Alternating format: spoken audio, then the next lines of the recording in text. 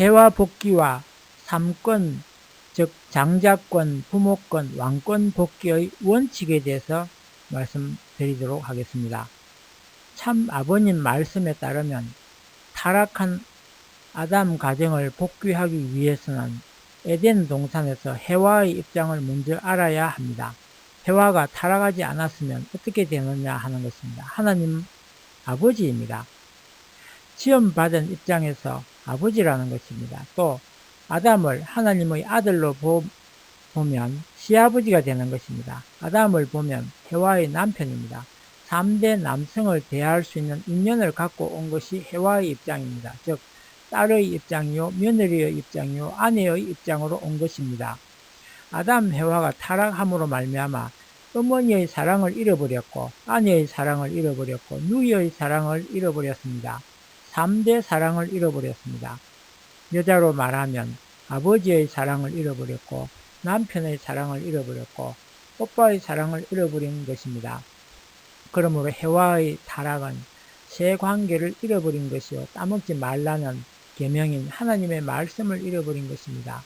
타락한 해와의 복귀는 반대 경로를 통해 이루어집니다. 즉 해와가 하나님과의 관계를 끊고 사탄 루시엘에게 간 것을 반대로 극복해야 합니다. 해와는 사탄 루시엘과 관계를 끊고 다시 하나님의 말씀과 새 관계를 회복해야 합니다. 이렇게 복귀에 오는 과정을 해와복귀라고 합니다. 해와복귀가 이루어지면 모자협조를 통해 아벨이 가인을 자연 굴복시켜야 합니다. 장자권 복귀입니다. 해와는 가인, 아벨 두 아들을 되찾아서 뒤로서 아담에게 갈 수 있습니다. 이때 아담은 천사장 입장입니다. 아담은 복귀된 해와와 하늘의 사랑과 말씀으로 하나 되면 복귀가 됩니다. 이로써 해와는 실체 해와로 완성되고 어머니 자리를 찾게 됩니다. 동시에 아담은 아버지 자리를 찾게 됩니다.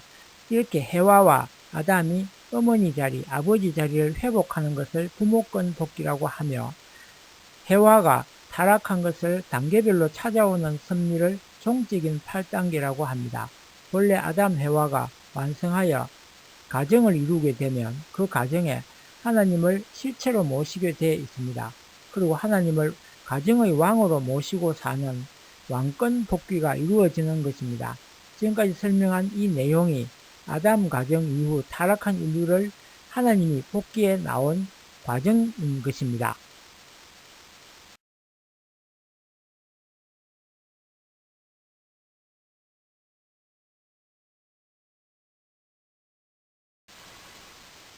혈통복귀 섭리에 대해서 다시 말씀드리면 성경에는 아담 가정에서 잃어버렸던 것을 종적으로 복귀하는 모형이 나옵니다.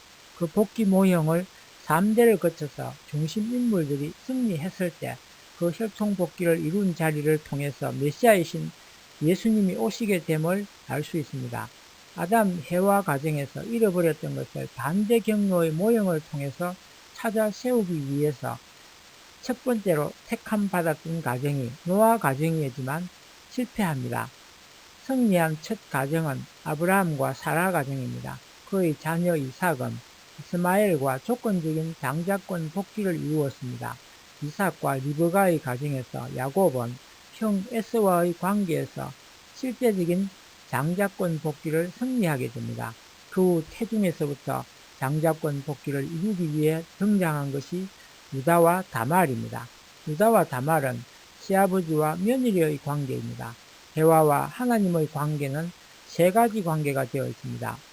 아버지와 딸의 입장도 되고 시아버지와 며느리의 입장도 되고 남편과 아내의 입장도 된다는 것입니다. 최종적으로 유다와 다말은 이 세 가지 입장을 다 완성시키게 됩니다. 유다와 다말의 관계에서 낳은 베레스와 세라를 통해 복중에서 장자권 복귀가 이루어집니다. 그러나 이때 바로 메시아를 보내지 못한 이유는 사탄은 국가권을 이루었으나 하나님은 국가권을 이루지 못하였기 때문입니다.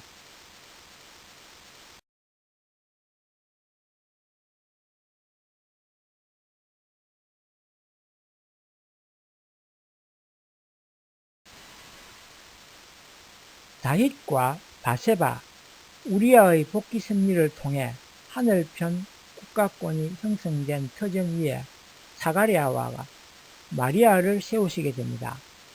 참 아버님 말씀에 따르면 예수님의 아버지는 사가랴입니다. 여기서 요셉은 천사장의 입장입니다. 그래서 마리아는 요셉과 약혼했지만 요셉과의 관계를 끊고 사가랴 가정에서 감으로써 해와 복귀를 이루게 됩니다. 그러나 마리아는 모자 협조를 성공하지 못했습니다. 원리적으로 보면 마리아와 사가랴의 부인 엘리사벳이 하나 되고 그 터전 위에 세례요한을 교육시켜서 예수님과 하나 되게 했어야 했습니다. 그것을 마리아가 이루지 못했습니다. 또한 마리아는 예수님을 해산하고 나서 요셉과 관계를 맺게 됩니다. 해와 복귀를 마리아는 성공했지만 요셉과 관계를 맺음으로써 다시 해와가 타락했던 입장으로 추락하고 만 것입니다. 결론적으로 예수님이 십자가에 돌아가시게 된 조건 중 하나가 이때부터 만들어진 것입니다. 이것이 참 아버님이 밝힌 혈통전환의 복귀 승리 역사입니다.